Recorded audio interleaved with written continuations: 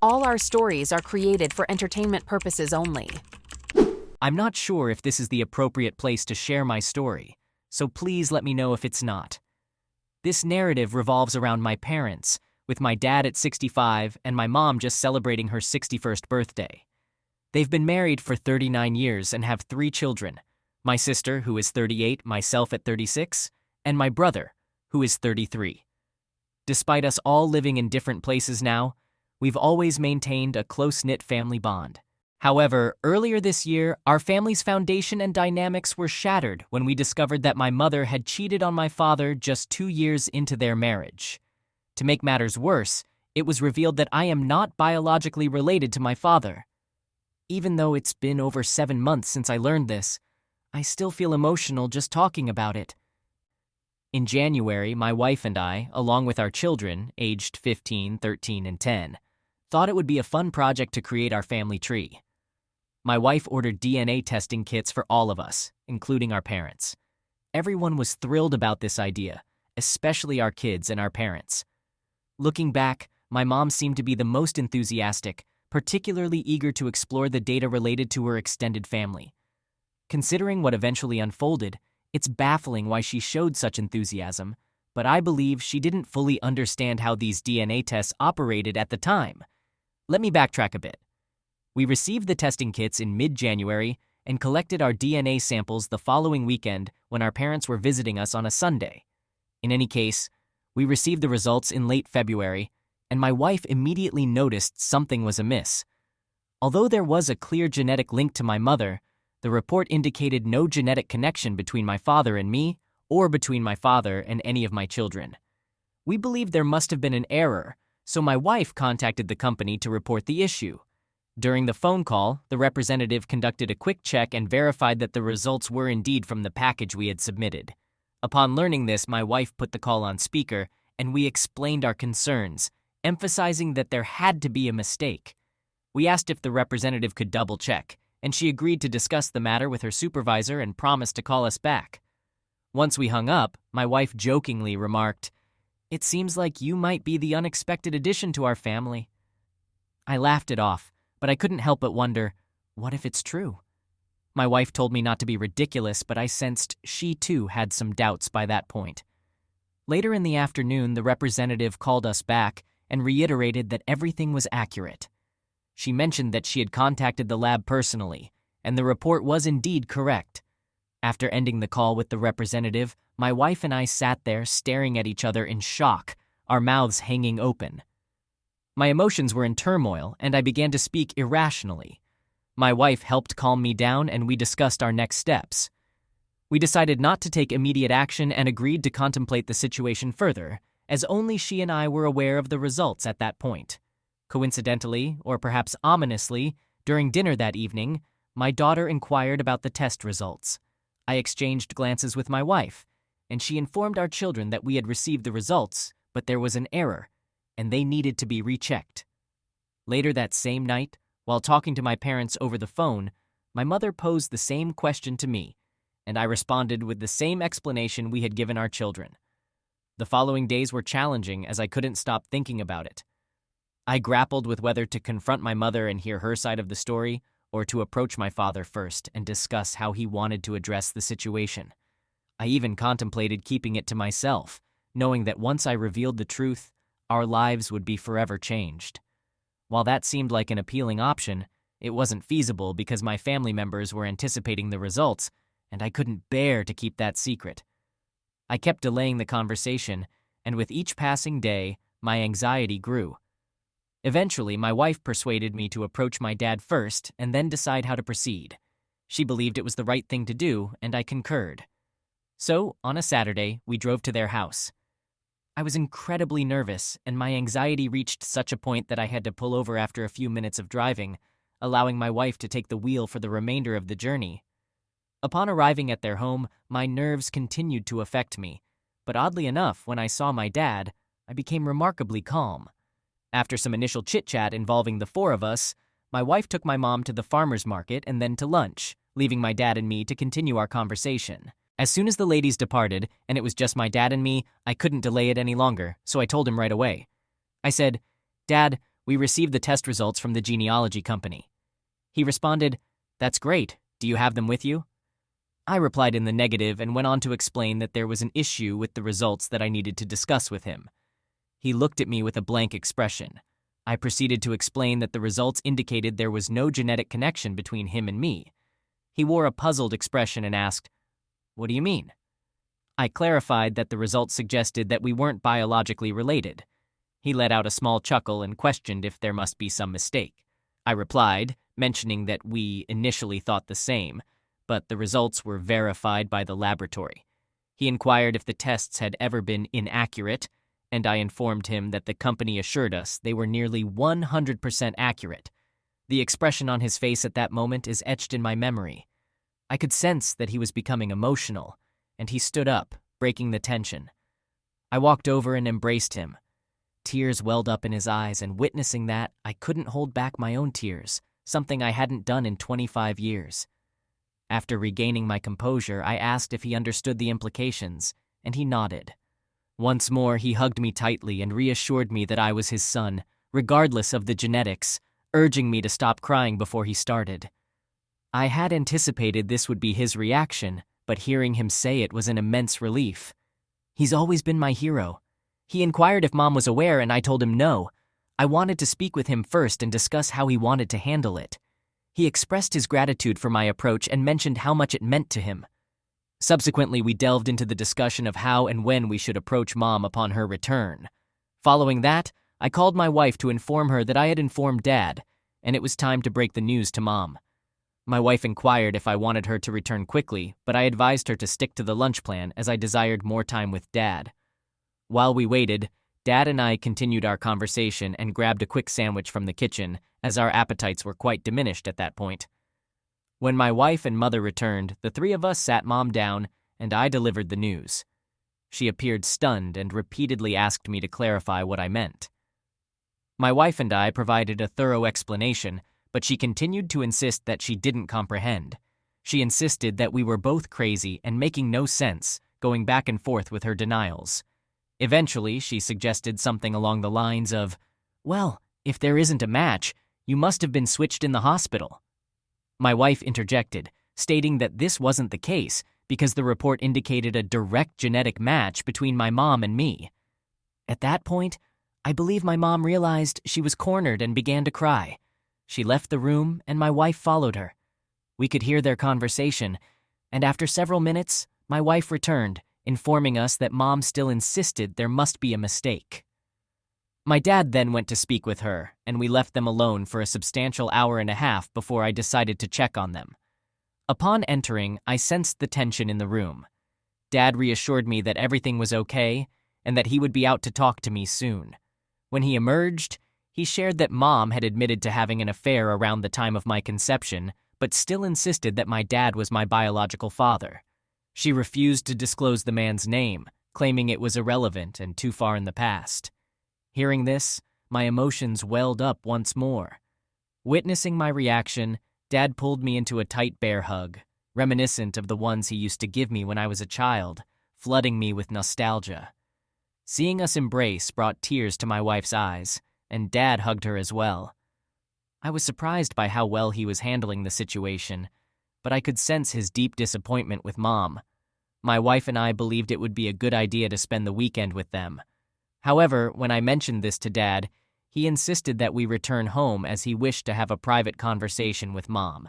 He assured us that everything would be fine and said he would call if he needed our assistance. We left that evening, but I ended up calling him multiple times that night to check on the situation. The following morning, we spoke again, and he informed me that Mom was still unwilling to disclose the name of the other man. He mentioned that he had decided to stop communicating with her until she did. My wife brought up a valid point, emphasizing the importance of obtaining that information for medical purposes. Dad mentioned that he had already conveyed this to her, but she seemed determined to have everyone forget about it, considering it meaningless and unimportant. Dad expressed his desire to inform my siblings and asked me to arrange a teleconference. I scheduled it for later that morning and specified that it was for adults only, so they assumed it was related to the kids. When they discovered the purpose of the call, they were just as shocked and disbelieving as the rest of us. During the call, Dad reiterated his love for me and assured them that he was holding up okay. After the call, each of us individually contacted Mom and urged her to share the information, primarily for the well-being of her grandchildren. Unfortunately, she continued to refuse, expressing her desire for us to forget the matter because, in her view, it was inconsequential. Despite apologizing profusely to Dad countless times since he found out, she adamantly refused to provide any details. Later that afternoon, Mom called my wife and expressed her concern that Dad had grown frustrated and left the house, ignoring her calls.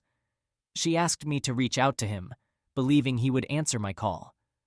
During the conversation with Mom, my wife once again emphasized the importance of disclosing information about her affair partner.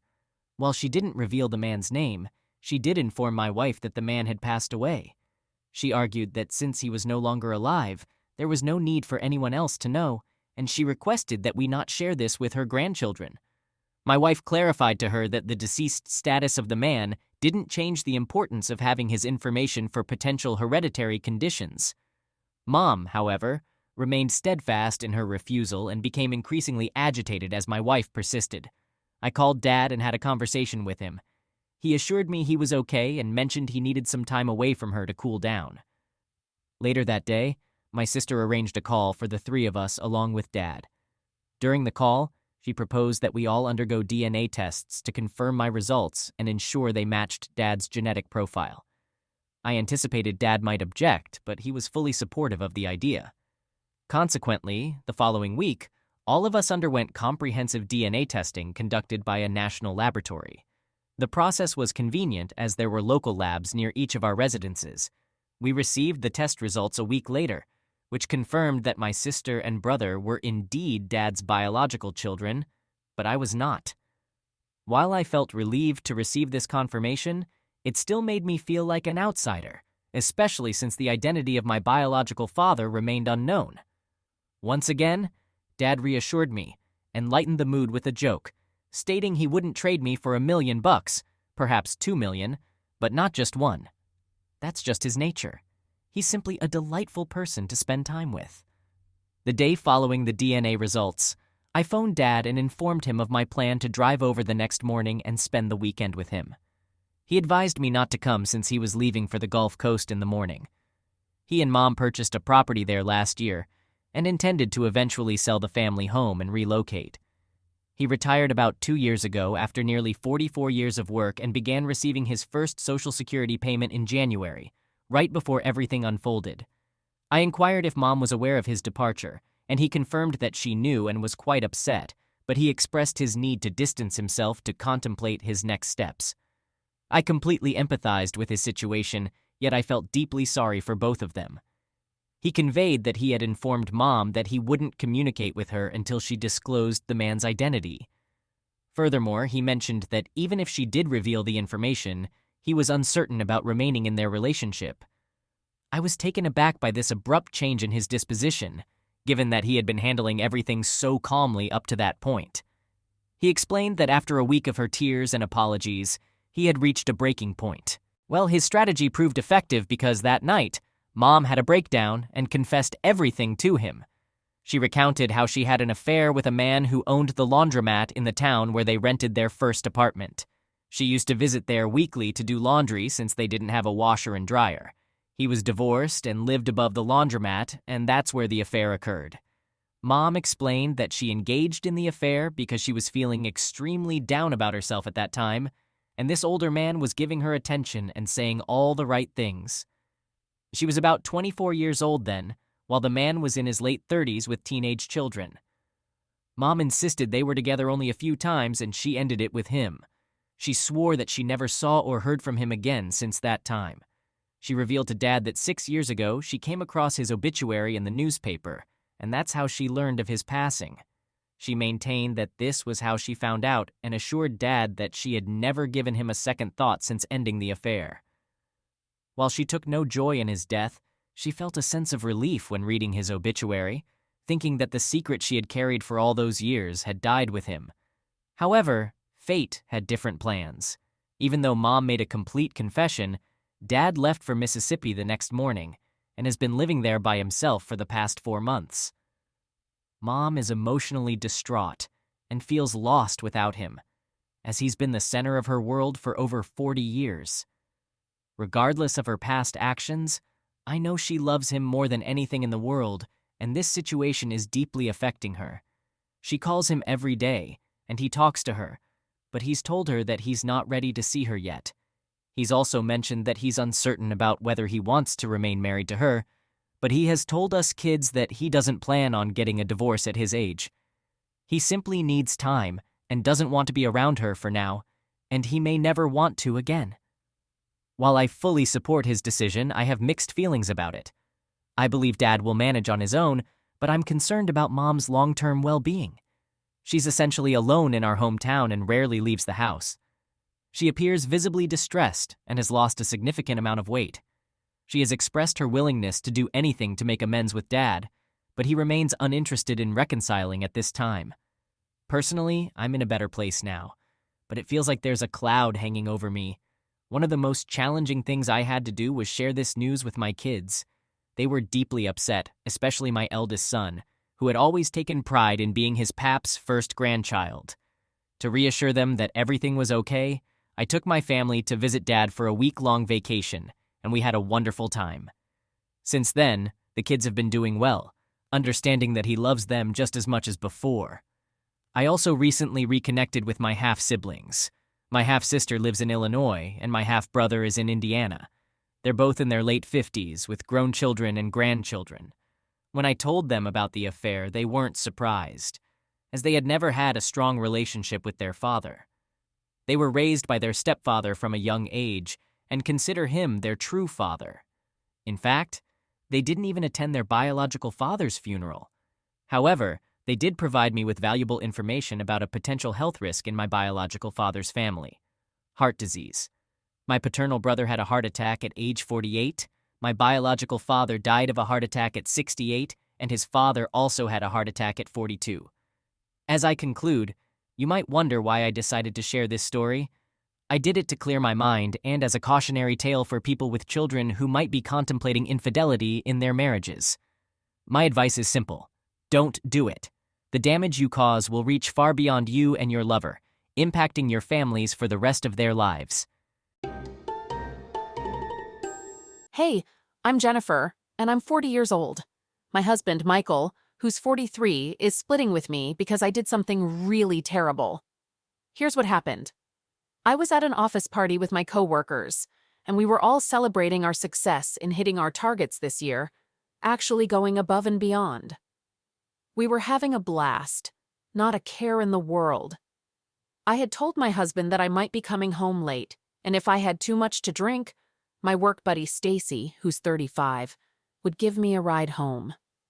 Somewhere along the way, I started flirting with every good-looking colleague or company affiliate. I was doing it without any shame, and I couldn't remember the last time I felt that desired or touched that way. My husband and I weren't close anymore, no more touching or even talk. It was about 2 hours before we left the party when things got heated in the bathroom with one of the affiliates. Let's call him Frank, who's 33. Frank and I had some wild act in one of the bathroom stalls, and it was incredible. I couldn't stop myself, and we kept going for another half hour until we heard someone in the stall next to us. We quickly pulled ourselves together and promised to meet again to finish what we started. I went home, but all night I couldn't stop thinking about Frank, and I even pleasured myself next to my sleeping husband, thinking about him. I felt guilty, but having Frank's number made it even more exciting. We texted constantly for the next 3 days and decided to meet up the following weekend after the party. This time, we'd be at the hotel suite he rented for a 2-week stay in town. I was more excited than nervous because I was finally getting some attention again, all in the same week. I wasn't really thinking about how Michael would react if he found out. Pretty silly to think he wouldn't, right? We spent the first few hours together, having dinner, talking about work, flirting, touching, and playing footsies. It was getting steamy and I couldn't resist it, and before I knew it, we were both without clothes. It was different, and we did it more than once, and it felt amazing. The next day, I woke up in a panic because I hadn't told my husband I'd be spending the night out. I found 3 texts and 10 missed calls from him. I quickly got dressed and headed home at 7 a.m. luckily finding my husband still asleep. I changed into my pajamas after a shower and tried to sleep beside him without waking him up. Unfortunately, I only got about 4 hours of sleep before he woke me up in a rage, demanding to know where I had been all night. I explained that I had gone to Stacy's after a late final meeting at work, and we worked on some Excel sheets while having a few drinks until we both passed out. I also told him that as soon as I woke up, I rushed back home to avoid worrying him further. He was understandably upset that I hadn't informed him about staying late at work or going to Stacy's place.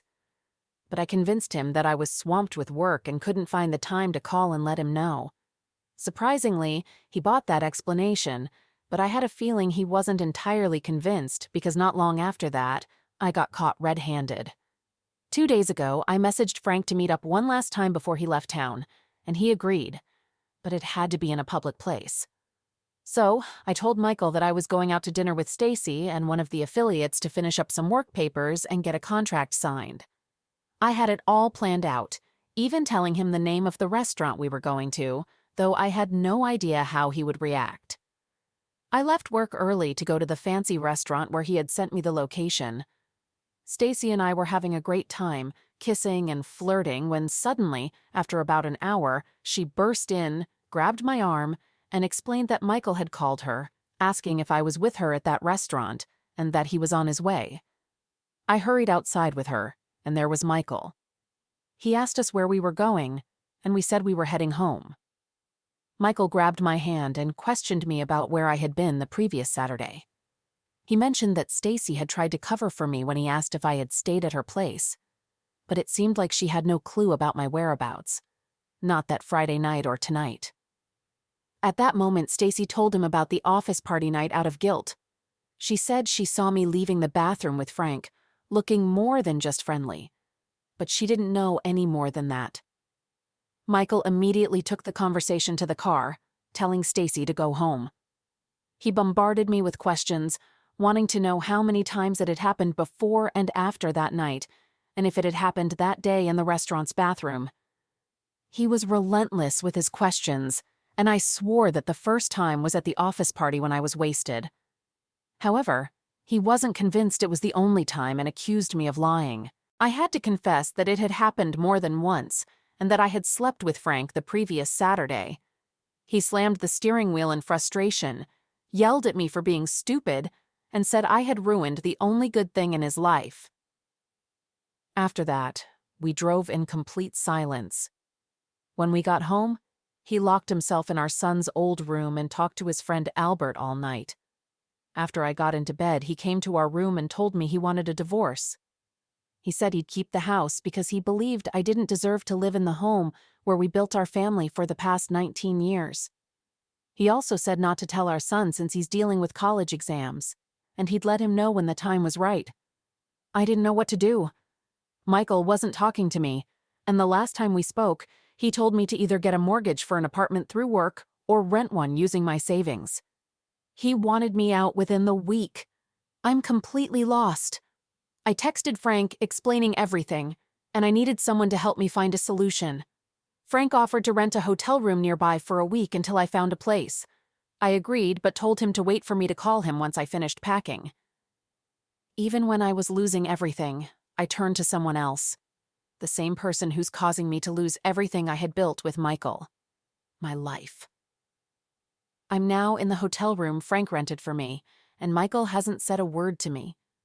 I'm searching for places to rent, like a cheap room, until I can secure a mortgage for a house. I've tried contacting Michael so many times, but it seems like he's turned off both the landline and his phone, or he's blocked my number on both. I'm feeling so confused. Should I start a new life with Frank, or should I try to mend things with Michael? I called Stacy and asked her why she revealed our affair that night.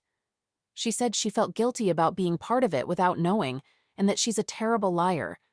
She wouldn't have been able to keep it up even if she had known beforehand. I tried going back to our place, but it looked like no one was home, and the blinds were strangely closed early. I just don't know what to do. I'm still texting Frank. He's been there for me during this tough time. Currently, I'm renting a van in a somewhat upscale trailer park. a place I wouldn't have found if Frank hadn't rented that hotel room. It's not what I expected. Not as bad as I thought, but not super nice either. Adapting to this new life has been a struggle. It's been a month since I moved out, and Michael hasn't reached out. However, my lawyer contacted me, saying that Michael has filed for divorce, and the papers have just arrived at her office. I think this is the end for me and Michael. Our 19 years of hard work and sacrifice seem to be over. I've lost my family, and I'm anxious about how our son will react. I'm sure he'll call me when his dad tells him, but I don't know what Michael will say. Will he accuse me of cheating? I'm terrified that my son will hate me. I hope Michael does right by me and keeps our son out of this mess. The only thing that keeps me going in this life right now is the thought of seeing my son again. I couldn't bear it if he looked at me with disdain.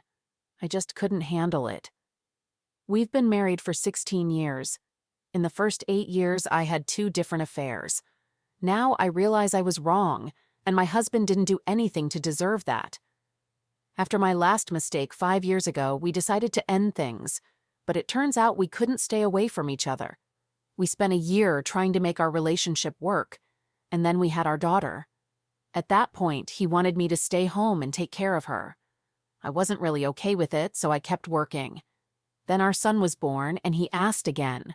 So I decided to do it, thinking I'd go back to work after a year. But that didn't happen, and now I'm at home with both of them. I love my kids, but I also want to get back to work. However, I feel like I can't ask for it because of my past mistakes. I'm a completely different person now. I've been through a lot, and so have my kids, and I would never cheat again. I've learned my lesson. Please be brutally honest with me because I've been struggling with this for years.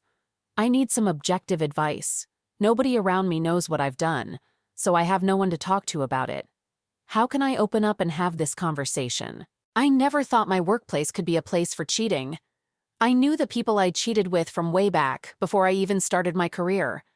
Plus, they don't even live in the same city as us anymore. Financially, it doesn't make sense for me to be at home, as daycare would cost only about a quarter of what I make. We've actually lost money with me not working. But if it gives him peace of mind, it seems like the right choice. I do plan to go to therapy on my own once I start working again.